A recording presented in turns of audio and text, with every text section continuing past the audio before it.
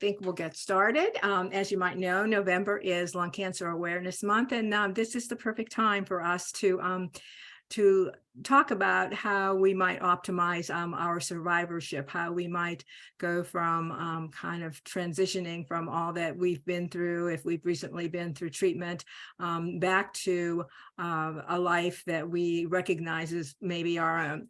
My name is Morgan Gable, and I am joined by my co-worker Angie Swaim, and we are the thoracic lung navigators at Novant Health Cancer Institute in Winston-Salem, and I will be your moderator tonight. We're going to be recording the program so you can listen again, or people who were unable to make it can catch it at another time and couldn't be with us, and they'll have the opportunity to hear it. We have two wonderful speakers tonight. We have Dusty Donaldson and Jonathan McGuirt. Dusty is a lung cancer survivor and advocate. She's also founded the DustyJoy Foundation. Jonathan is a PA. He works with Angie and I. We have the privilege of working with Jonathan at the Novant Health Cancer Institute, and he has a real passion for helping people optimize their survivorship. So after both speakers have finished, we will open the floor, open the chat box and the Q&A box. So please submit any questions you might have for the speakers. So now I'll turn the program over to Dusty.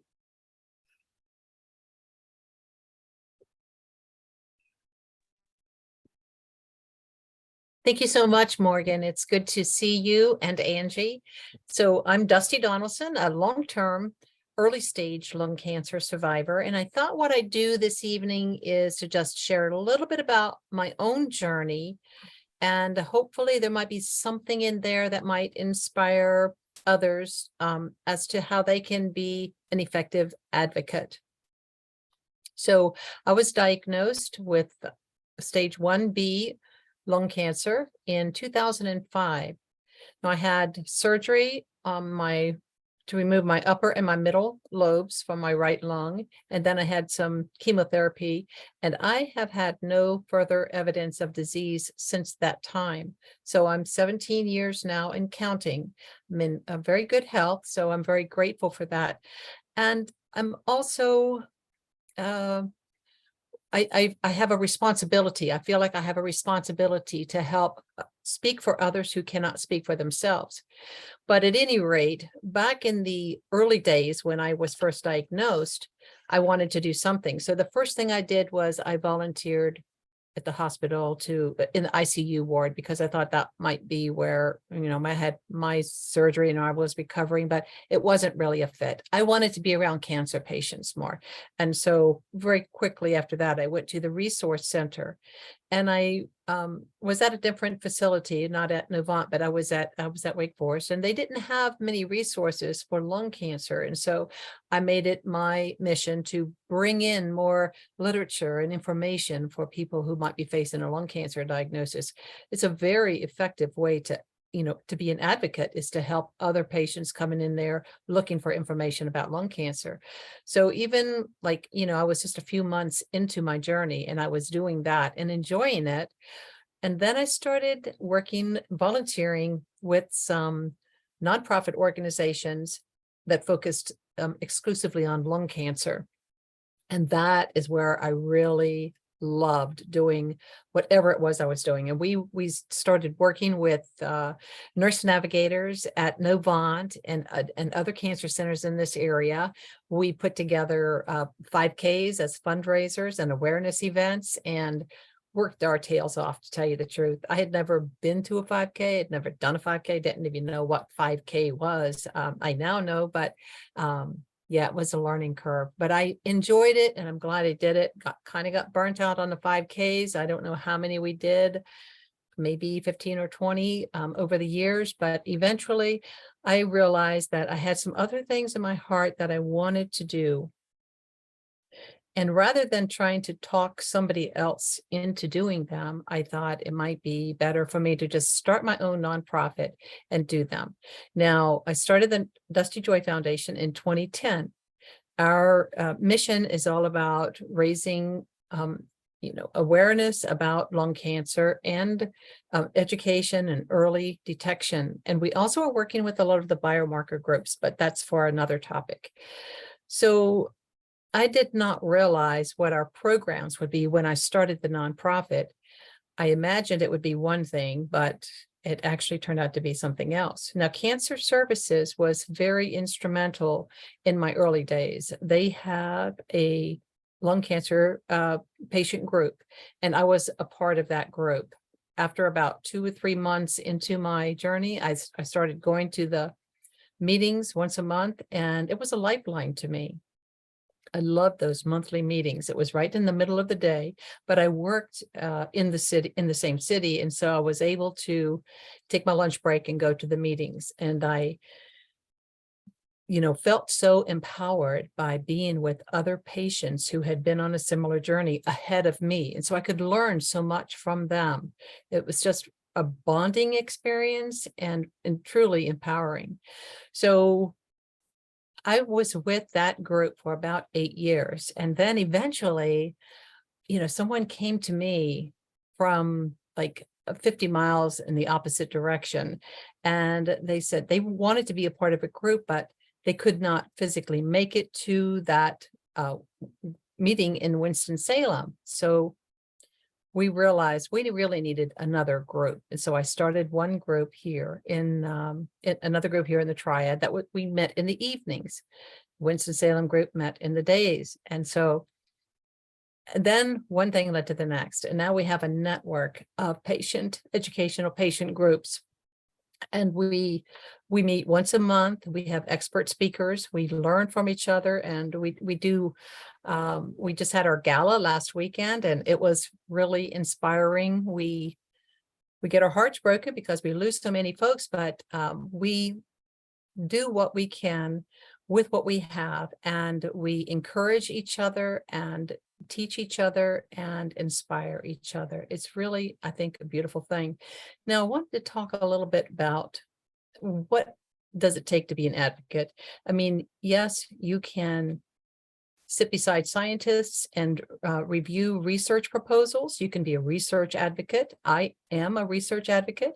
I'm also an advocate for getting increased funding for lung cancer research. I go to Capitol Hill and we talk with our representatives and senators about increasing lung cancer research funding. And I'm also the co-leader of the Lung Cancer Action Network, which is an association of nonprofits across the country that focus on lung cancer. You can do all of that, but it's totally not necessary. If you want to be an advocate, you can be an advocate as it could be as sophisticated or as simple as you want it to be. I just wanted to share a little bit about what a true advocate is, because an advocate is someone who is sitting in the doctor's office, and instead of not understanding what the doctor is saying and just letting it go, they ask a question. And they're not too embarrassed to ask it again or again. So just keep asking until you understand the answer. And that is being an effective, powerful advocate, whether it's you yourself as a patient or whether you are speaking for your loved one who is in the office with the doctor. I think especially with lung cancer, we really need to have at that level advocacy. You need to understand what your doctor is saying or what your loved one's doctor is saying, and don't leave until you understand it. So, be prepared, take some notes and take your questions on a piece of paper, and then just ask them one right after the next. But that is being an effective advocate. There are many other things you can do too. As most of you who have a lung cancer diagnosis, you know that we deal with this stigma of lung cancer. And rarely does anyone get by without having to deal with this question, did you smoke? Well, it doesn't matter really, but you will be asked the question. And the first time I was asked the question, it was offensive, but I know that I myself had asked the same question of other people who had been diagnosed with lung cancer. And so I try not, now it doesn't bother me. It doesn't bother me. And yet it's an opportunity. And you can be an advocate by, instead of just saying, you shouldn't ask such a question, or something like that, you could just say, as a matter of fact, whatever your story is, because you may or may not have a history of smoking. In my case, I did have a history of smoking. So I say, as a matter of fact, I was a smoker and I smoked for about 9 years. I was really surprised, 26 years after I quit, that I got lung cancer. And I was even more surprised to learn that 50% of the people who are diagnosed with lung cancer are former smokers like myself. And the majority of them quit smoking 10 years before their diagnosis. Not that you have to know all the facts, immediately when you're diagnosed, but you should know some basic facts about lung cancer. But to take an opportunity to teach the public, to teach others about just the general compassion. It's just all about compassion and just the facts about lung cancer. Anyone can get lung cancer. If you've got lungs, you can get lung cancer. Another way that you can advocate, and this is perhaps even the most important way, because this is life-saving. If you can just learn the basic facts again about screening for lung cancer, this is a way that you can become a great advocate. Now, when I was a smoker, a lot of the people I hung around with, they also were smokers. I know that there's a lot less smoking nowadays than there was way back then when it was a lot more popular. But if you talk and share with somebody else about lung cancer screening, then you could possibly save their life.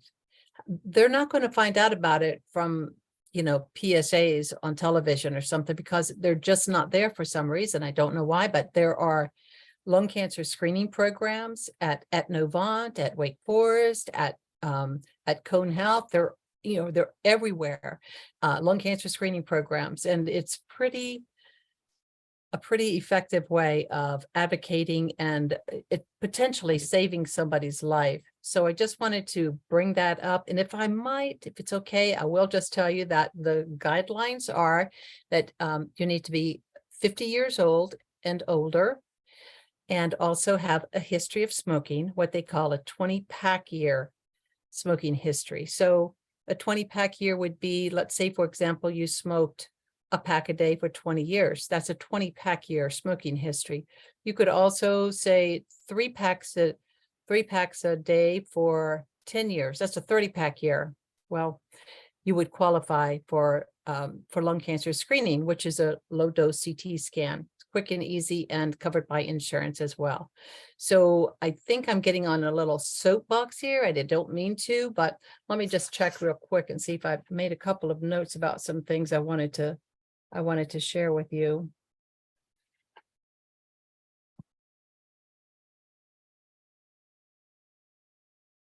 Yeah, I'm going to go back to the understanding what your doctor says, your doctor or your loved one's doctor. That is where advocacy begins. You know how when you're on an airplane, they say in case of an emergency, put your oxygen mask on first before you try to help somebody else. It's the same principle here. You need to take care of you. So get your self-advocacy, and then you can maybe start helping other people and be an advocate for other people. But it's really important that you speak up for yourself. And I got to say that with lung cancer, a lot of times, especially people like myself who have a history of smoking, there's this guilt that comes associated with the lung cancer. It might not be said, but other people might think, oh, you brought it on yourself, or we might think it ourselves. And so it's a little more challenging to advocate for ourselves, but I wanted to encourage everyone that you really cannot be an effective advocate for others unless you learn how to speak up for yourself. And especially with lung cancer loved ones, again, don't be shy about advocating for your loved one. Just go right ahead and ask the questions, get the understanding, ask again if you need to. And usually the doctors are going to be patient with you, and they know how to break it down and draw some diagrams and make it easier to understand. I mean, when they told me the type of the subtype of lung cancer I had, I think I asked him like 7 or 8 times. Now, how do you pronounce that again? Now, how do you pronounce that again? Now it just rolls off my tongue, bronchiole carcinoma. But at the time I had to say, now say it again, say it again. And just don't be shy about it. But I'm going to leave it there, but I'm happy to take any questions a little bit later in the program, but I'd like to turn it back over to you. Jonathan, I think it is now. I think so. Hi, guys. Good evening. Dusty, thank you so very much for that very, very powerful story. It's got a hard act to follow, to be perfectly honest.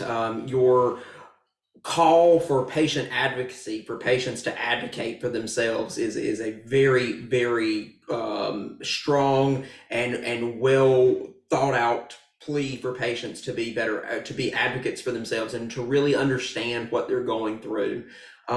Morgan and Angie have asked that I speak a little bit about some common survivorship issues, so things that patients may be going through, patients may or loved ones of patients may have questions about. Is this normal? Should I be feeling this way?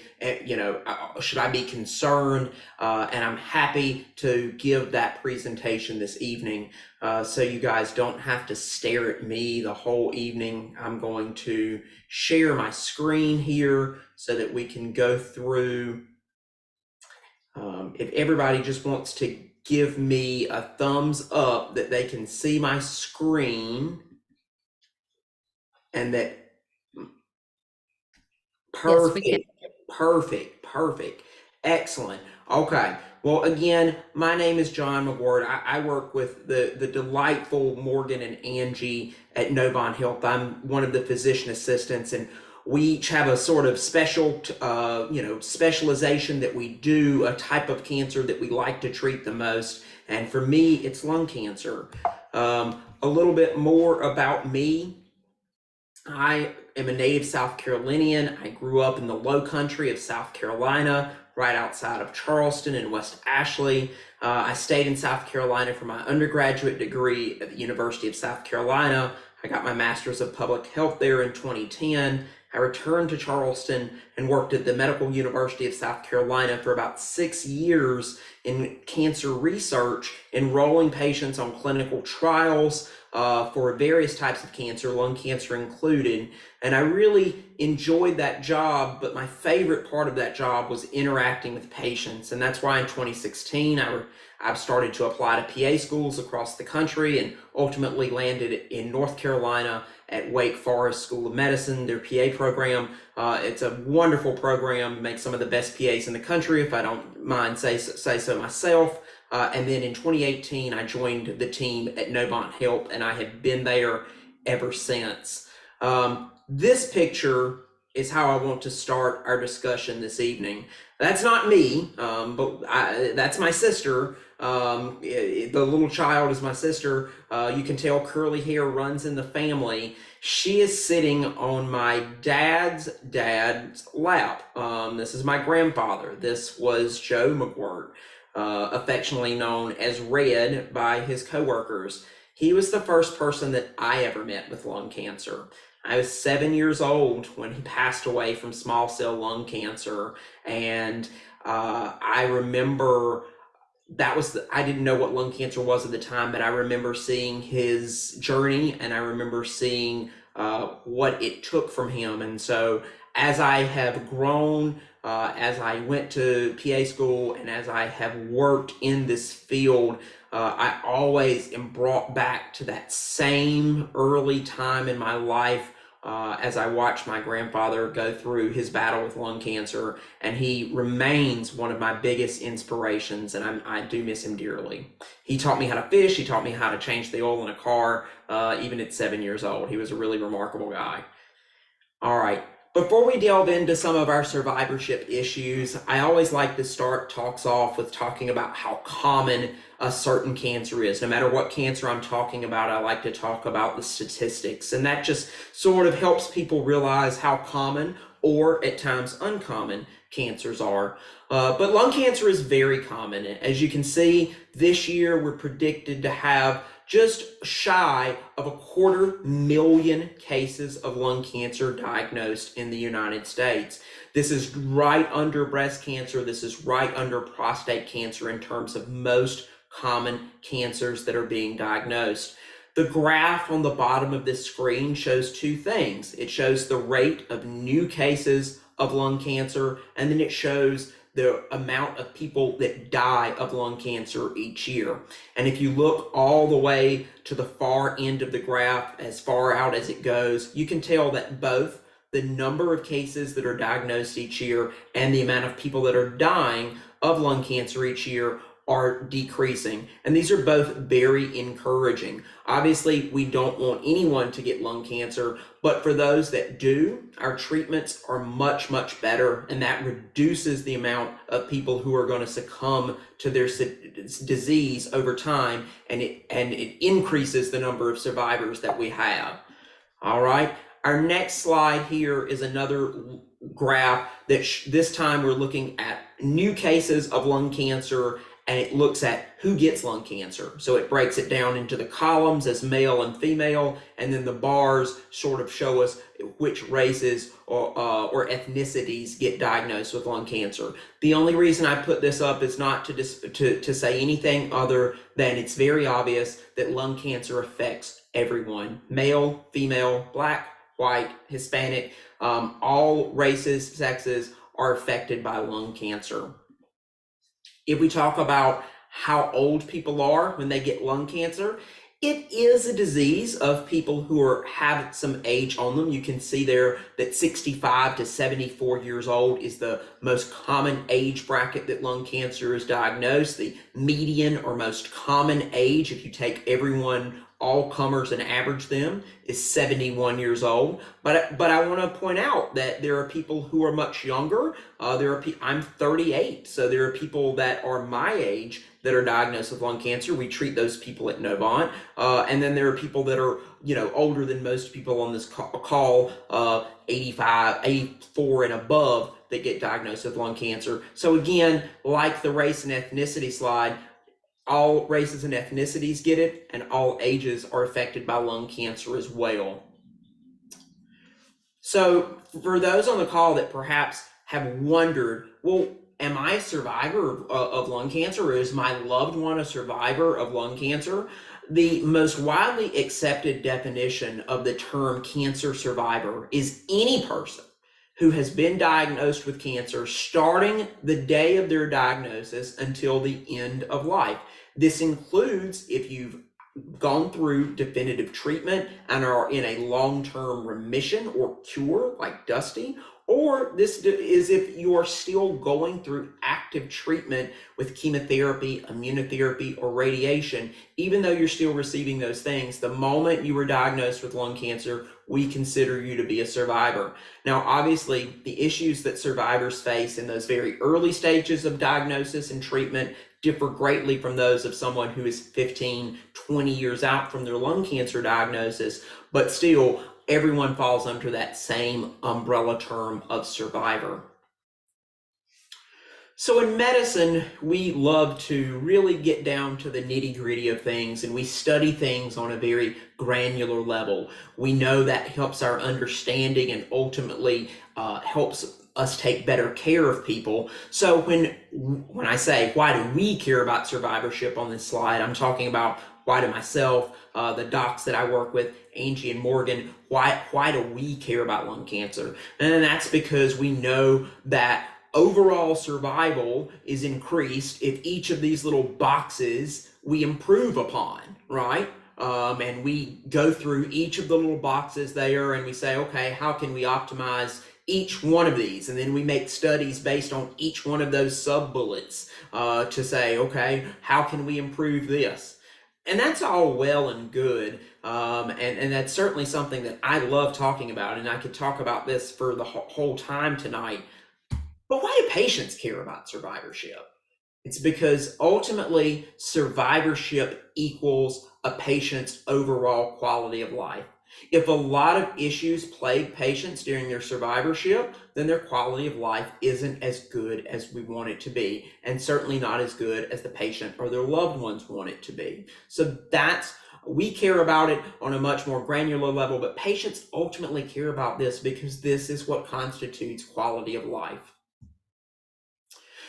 So again, survivorship issues vary between patients. There may be people on this call that have experienced one of the topics that I'm going to talk about tonight. There may be people on this call that have experienced all of them. There may also be someone on the call that says, John, I liked your talk. You seem like a nice person, but I've never had an issue with any of those things. And that's because everyone's survivorship journey is different.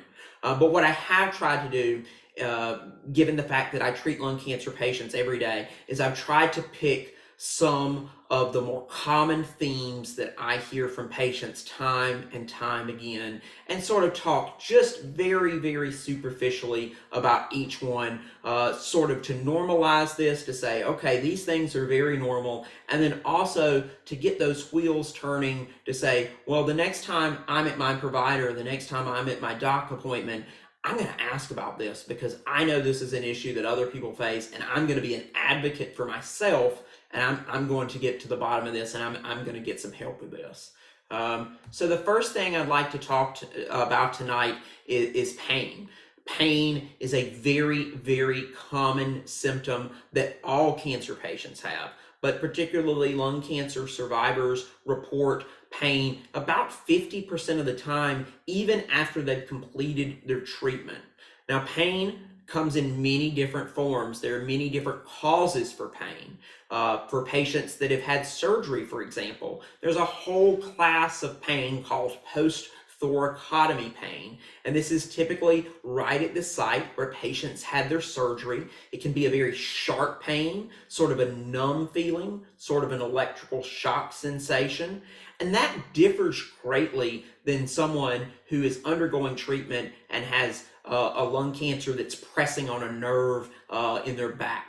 That's cancer-related pain. That pain is directly related to the person's cancer and where their tumor is or how their cancer is growing. I highlight both of those not for anything other than to say, obviously, those are two very different types of pain. They're caused by different things, and they feel different to the patient. That's important because when we talk about and we think about as providers treating pain, then we treat those types of pain differently. Chronic pain, again, pain that doesn't go away after treatment. Neuropathy, sort of that numb, tingling feeling, almost like your arms or legs are asleep. Some patients will say it feels like their foot or their hands are asleep, and they got pins and needles in them. And then finally, emotional pain is different than all these types of pain. Some of the pain treatments that we use, obviously the standby, the gold standard that we use are the opioid pain medicines, but we have lots of patients that don't like those for one reason or another.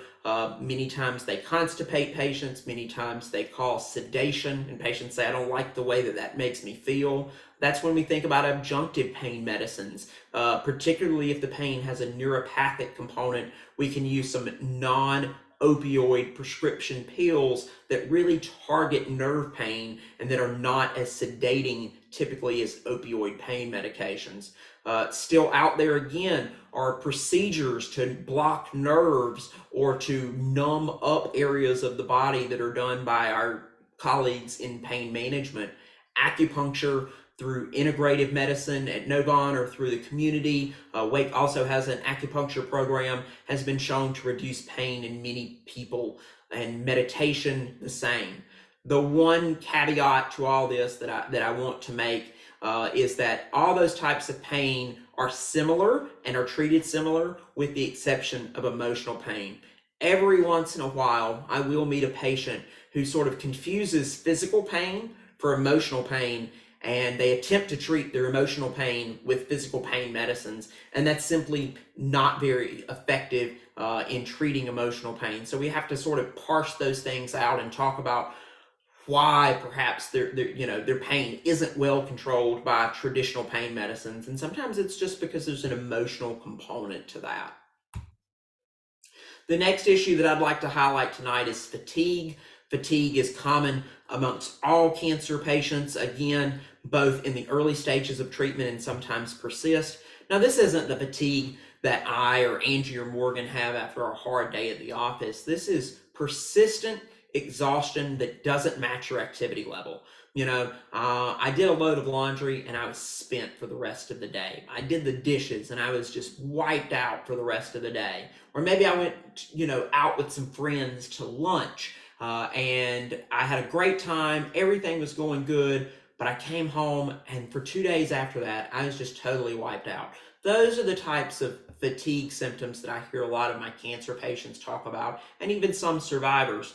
The other interesting part about this is that it typically doesn't improve, at least not as much as it should, with rest.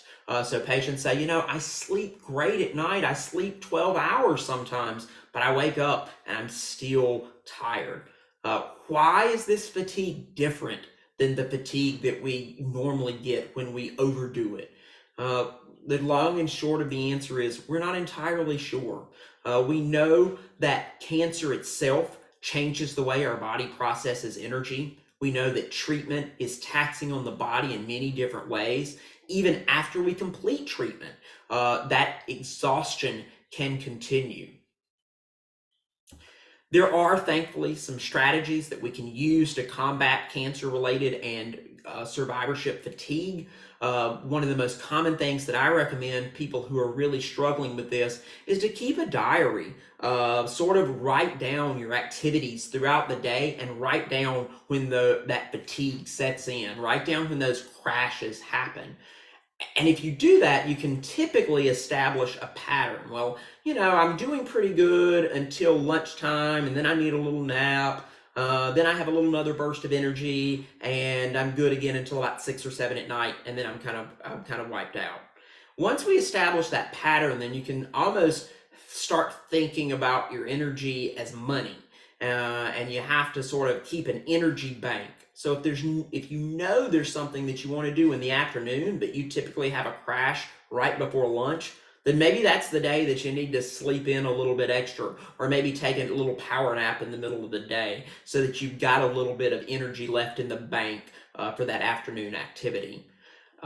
Exercise helps with so many things, and I'm certainly not the most physically fit, active person that you will meet, but it is undeniable the benefit that even gentle exercise, stretching, tai chi, yoga, just getting that body moving again will help. It seems counterintuitive when you talk about it. Well, if I'm tired, why in the world would I go and move around more? But we know that with a little bit of exercise, patients' energy can improve. Eating well, sleeping well, very important. Nutrition, making sure that you're eating balanced meals and getting a wide variety of nutrients in your diet, lean protein, vegetables, limiting things like processed carbohydrates that sort of cause our blood sugars to spike really high and then crash. Certainly, if we have treats brought in by a patient and I scarf down 3 cupcakes before lunch, gosh, 3 o'clock, I'm going to be hitting a wall because my blood sugars shot up from those delicious cupcakes, and now I'm sort of spent in the afternoon. If you do all these things or you've done these things and you're still having issues with fatigue, I would urge you to talk with your treatment team. There are many causes of fatigue, so we need to make sure things like hemoglobin is good, thyroid is good. There are some blood tests that we can check to make sure there's no medical reason for the fatigue, and if there are, many of those things are correctable.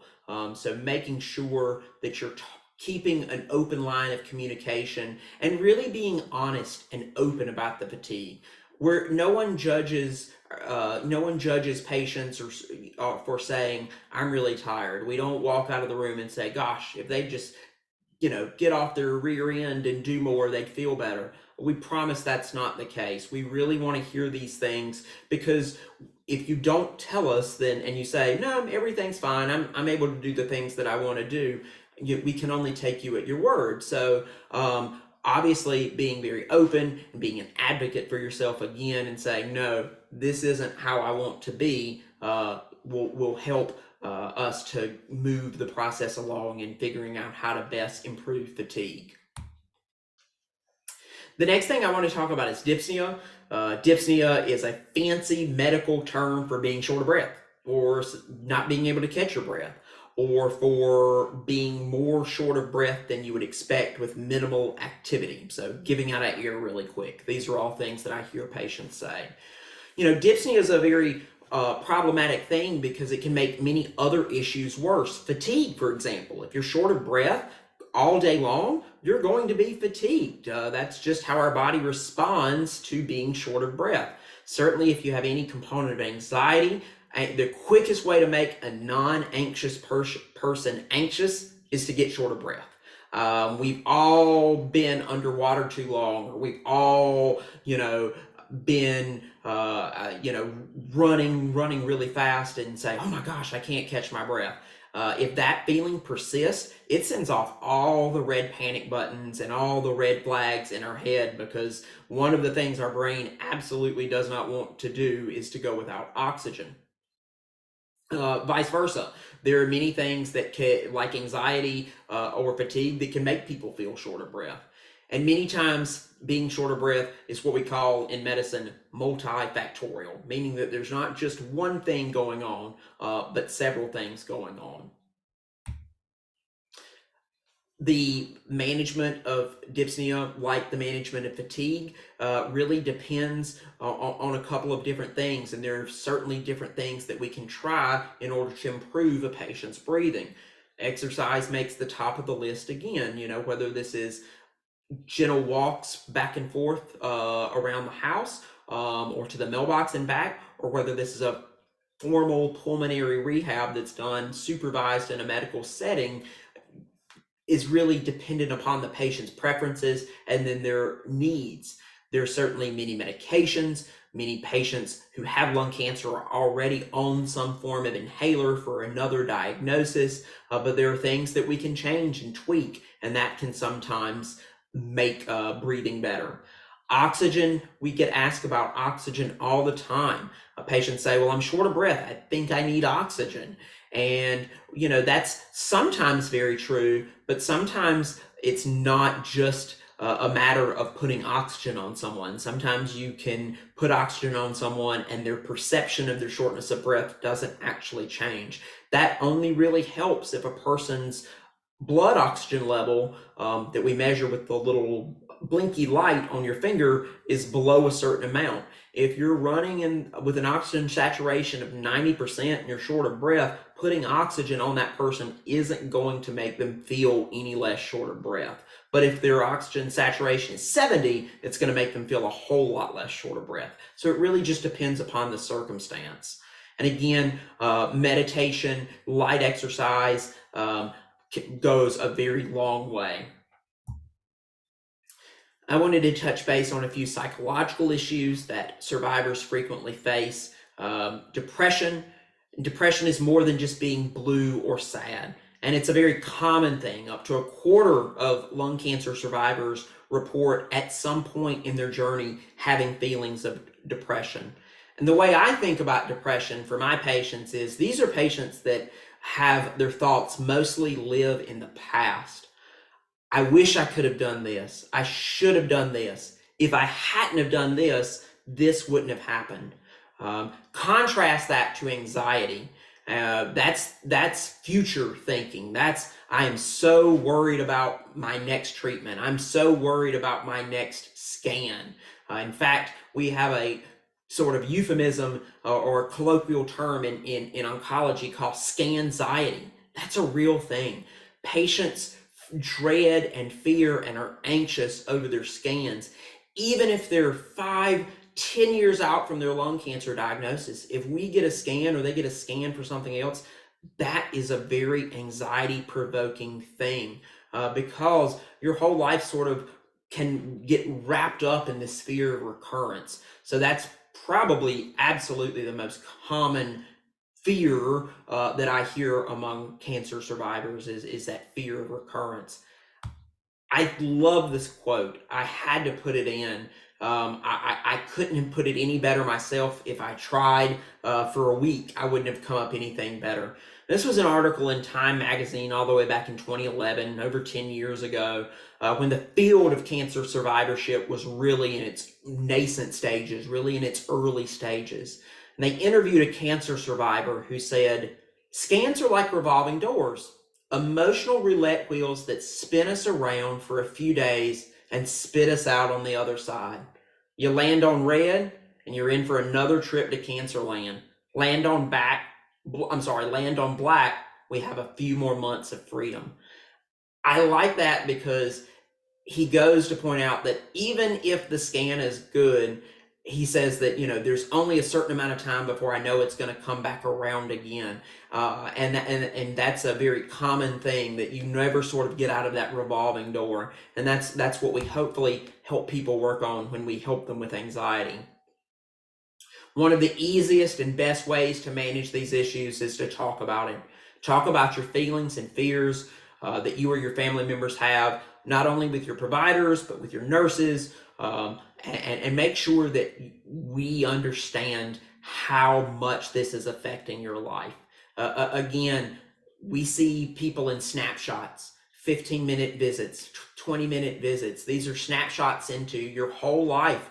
We're expecting you to distill weeks, months, sometime a year of history into 15 minutes. So make sure that you're telling us the things that are bothering you.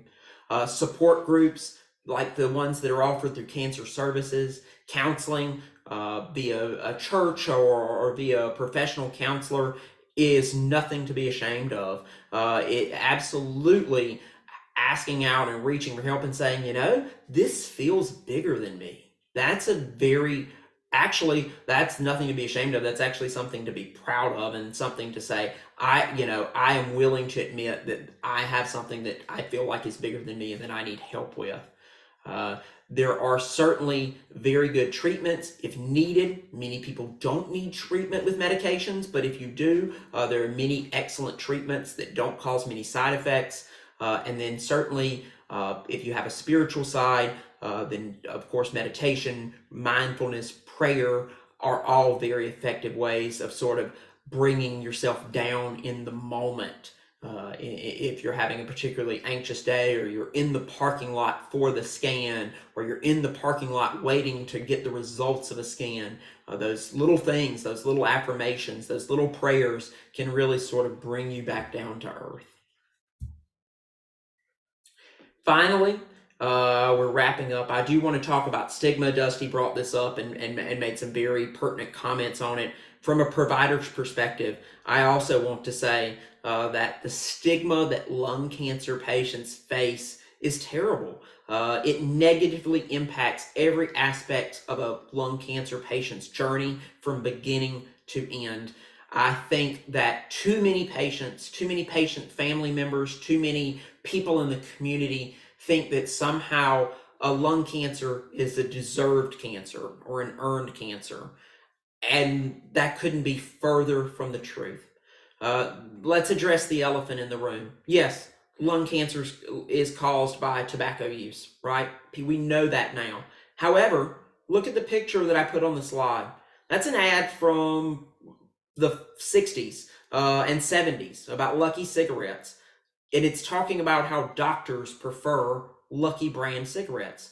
So when many of our patients with lung cancer started smoking, their doctor smoked. Okay, so likewise, we just didn't have the information that we do now. But that being said, there are many lung cancer patients that I treat every day that have never held a cigarette in their mouth. They weren't raised in a home where people smoked. Lung cancer, it doesn't matter. Cancer is a genetic disease. It's a genetic lesion that we don't know the exact cause for. So for someone to point a finger at a patient and say, you got this because of X, Y, or Z, is not only hurtful to the patient, but medically unfounded and medically untrue. So I really want to drive that point home, that nobody should be patient blaming. The other thing that I want to say about lung cancer stigma is there's this stigma that every lung cancer patient is going to die, and that lung cancer is a terrible disease and there are no long-term survivors. Well, you heard from one tonight. And survivors give other people hope. So I appreciate people like Dusty who speak out on behalf of lung cancer survivors. But there's more than Dusty. There are lots and lots of long-term lung cancer survivors. There are long-term lung cancer survivors that were told at diagnosis that they didn't know if they would be a long-term survivor. And certainly that number is increasing every day because of the increasing number and effectiveness of treatments that we have for lung cancer. So no matter where you are in the journey, even if you're just starting out, do not think that just because you Googled lung cancer or a family member Googled lung cancer and it said something very negative about prognosis, please don't take that to be true. Talk to your provider and ask them for an honest, medically founded opinion about prognosis if that's something that you want to discuss. Lastly, I always talk about sexual dysfunction when I talk about survivorship issues, regardless of the type of cancer that I'm talking about. Why do I do that? Because no one wants to talk about it, right? Everybody's embarrassed to talk about sex and sexuality. But the bottom line is that we shouldn't be, because it's a natural part of the human experience and human life. I think some people shy away from talking about sexuality because they think that sexuality equates to intercourse, but that is also not true. Some people shy away from talking about these issues because they think that, I don't want to talk about that because I'm 70 something years old and I don't want other people to know I'm having sex in my 70s. Age is just a number. People have sex and have a sexual life and intimacy throughout their lifespan. So 70, 80, not uncommon to hear. Obviously, it should go without saying that male and female survivors are going to have different issues. And therefore, we have to address those issues differently. It would be impossible for me to go through everything for both males and females tonight, so I'll just leave it at the fact that if that is an issue that you're facing in survivorship, please help us break down the stigma with this as well and bring this up to your provider. We're used to talking about it. We're not embarrassed to talk about it. And to be honest, we should be asking about it, and I have made it a personal priority of mine to make sure that I ask my patients about this issue as well. And again, all these issues are interrelated. If we go back to that very first graph that I put up where we had the circle and everything pointed to the quality of life, they're all on the same circle because they're all related. So if one thing is askew, frequently many other things can go askew as well. So with that being said, I would like to thank every single person on this call. I would like to thank Cancer Services, Angie and Morgan, for asking me to speak about something that I'm incredibly passionate about. I love taking care of lung cancer patients. I really do, and I love taking care of not only their cancer, but all the issues that come along with that as well. My email address is on the screen. If you don't want to speak up tonight and ask questions, or for those that are perhaps watching this from a recorded fashion and you want to ask a question, please feel free to email me. And if in case you can't guess, in my fair time when I'm not in the clinic treating lung cancer, I love being in my band and playing drums and having a good time doing that. So I'm going to turn this back over to Morgan, and hopefully we can open it up to questions.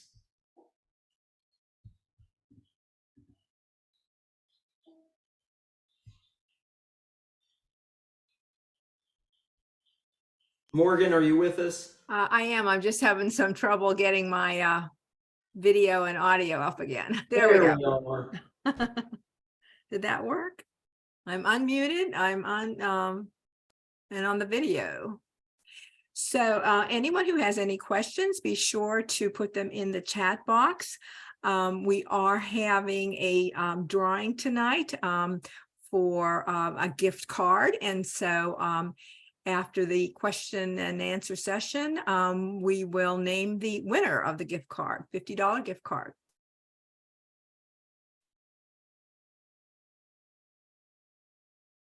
So I will open it up to questions.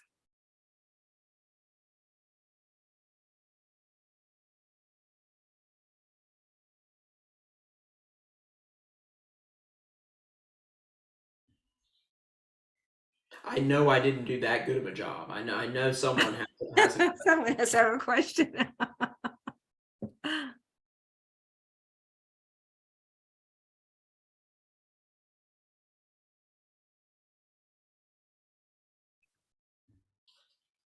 May I ask a question of our other panelist? Sure. Perfect. Dusty, what do you think, in your opinion, as the survivor, what do providers need to be doing for our lung cancer survivors? What could we do better?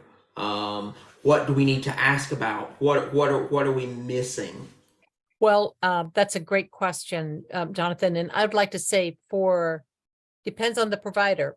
Primary care providers, they frankly are dropping the ball with lung cancer screening, and the ball is in their court. So they really need to step up and get that, get people screened.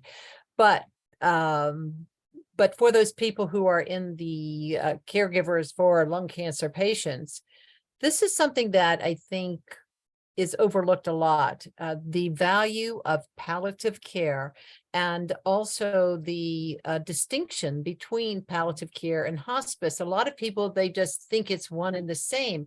And I have seen so many people suffer needlessly because they didn't get palliative care. Either they weren't aware that it was available to them, or they misunderstood and thought that it meant they're giving up and they're no longer going to be, in treatment or fighting. And it's neither of those things. They just need to, I think, from day one, when they get diagnosed, they should get connected with a palliative care provider so that they can help them through the symptoms of the cancer itself, and also the side effects from the treatment. Well said. Well said. I echo your sentiments about the need for increased uptake of lung cancer screenings, low dose CT screenings for people who are at risk for lung cancer. If you look at other standard preventative care for cancer tests, if you look at mammography, if you look at colonoscopy, the number of eligible patients who receive a mammogram or receive a colonoscopy is triple the number of patients who are eligible for CT screenings that do not get them. And so, when we talk about how successful certain cancer treatments are, like how many patients, are living with breast cancer who have a early stage breast cancer detected, that's, almost directly related to the fact that more women get mammograms yearly because they know, they're told by their primary care providers that they have to get mammograms. Not true with a lot of people who are eligible for low dose screening CTs. So that's a very good point. And also with the palliative care. I always tell people, palliative care are experts in symptoms. Like you said, they're the doctors that know the most about symptoms. They know more than myself or my MD partners. And I also tell patients when they go on palliative care, when they see palliative care, that, they're not giving us up as providers. We don't fire anyone. We're with people for life. So, just because we're bringing in an extra cook into the kitchen doesn't mean that we're sending you to the wayside. We care just as much. In fact, we care so much, we want extra help. Well said. I'm Tell me seeing a about this band. I'm seeing a question in the in the chat in the box about the frequency of cancer screening, CT low dose. And the answer to that question, it varies for people. Once they get started in the program, it will depend on what their scan shows. And the screening program was set up by the American College of Radiology, and they came up and they developed a tool called LungRads. And LungRads is an indication of where you fall, where the scan falls, what the findings from the scan were. And so, that's, it's a little bit different than a mammogram where, annual screenings are really recommended. It just, the frequency of a CT lung screen is to see where somebody lands. And then there are guidelines to determine like how often they need to get scanned again, or what has to be done if a certain abnormality shows up. And I'm just going to add as a patient, I've had colonoscopy since I was in my 20s because my brother had colon cancer at age 30, and mammograms since I was, eligible. Those are great tools, but there is quite a bit of discomfort at the best. And lung cancer screening is 100% painless. It's quick, it's easy, there's no prep, you don't have to fast, you don't have to do anything.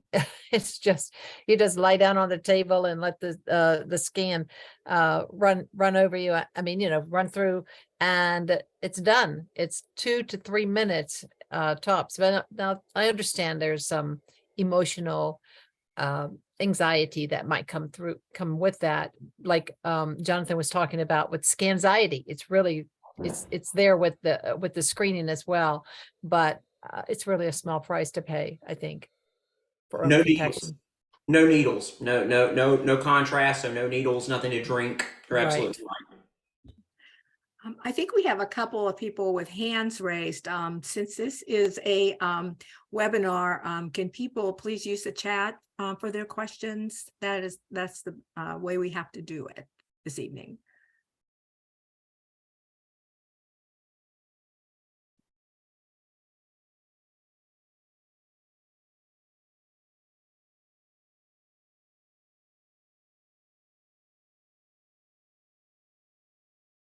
So have we covered all the questions? Does anybody have further questions? I don't see anything coming up in the chat.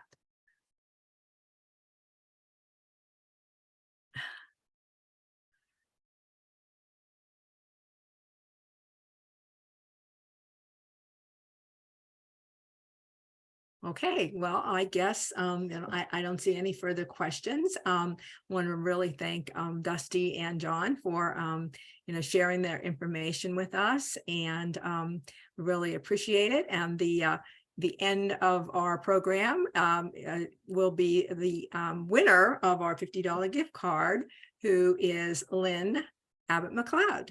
So she will be receiving the card. Congratulations.